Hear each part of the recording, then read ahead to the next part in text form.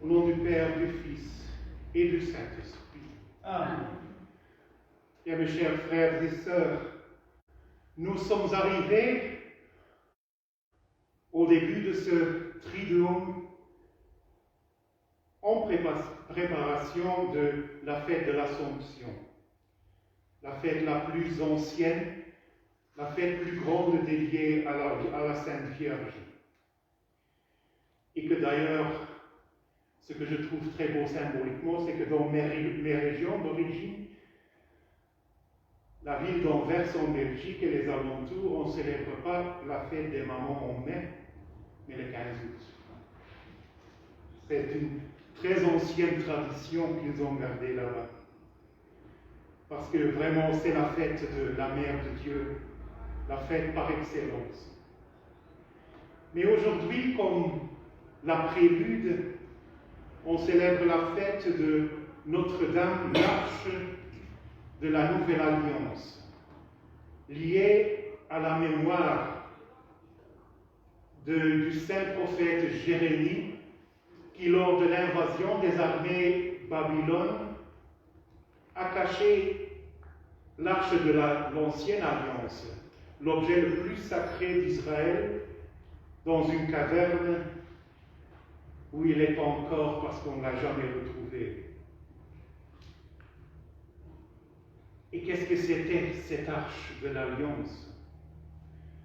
Ceux qui ont vu les films d'Indiana Jones savent bien ce que c'était.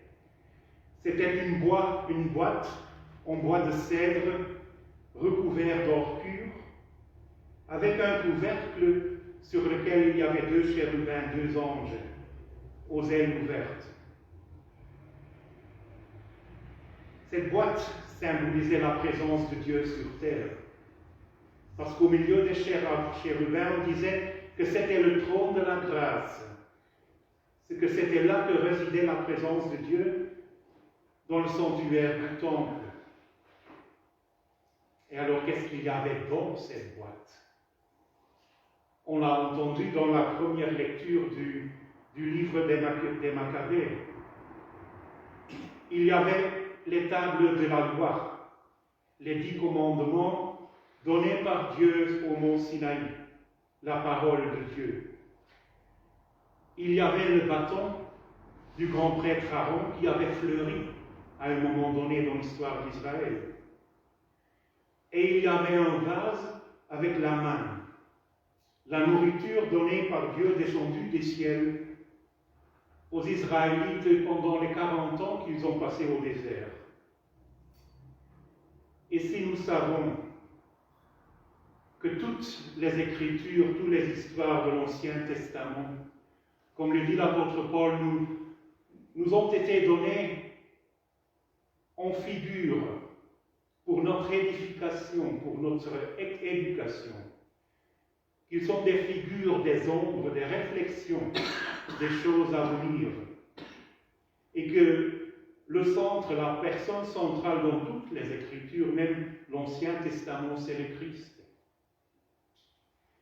Et alors, si on a la parole de Dieu, on sait que, comme l'a dit l'évangile de Jean, le Christ était la parole, le Verbe de Dieu incarné, le Verbe de Dieu fait homme. Le bâton d'Aaron qui avait fleuri, le bois mort, retourné en vie, qui est symbole pour le Christ qui avait vaincu la mort sur le bois de la croix. Et puis la manne. Jésus même nous l'explique dans l'Évangile, que les Juifs de son temps lui disaient, donne-nous un signe, comme Moïse avait donné la manne à nos ancêtres quand il était dans le désert. Et il dit, moi je suis le pain de la vie, qui est descendu du ciel et qui vient à moi n'aura jamais faim. Celui qui croit en moi n'aura jamais soif. Et c'était toutes ces 3 figures, ces 3 réflexions du Christ qui étaient dans cette boîte dorée.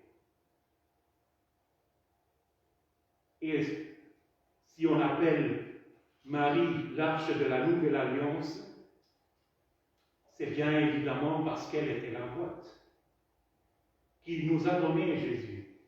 C'est parmi elles que Dieu s'est fait homme. Elle qui a été choisie parmi les femmes. Vous êtes bénie entre toutes les femmes, on le dit, des milliers de fois.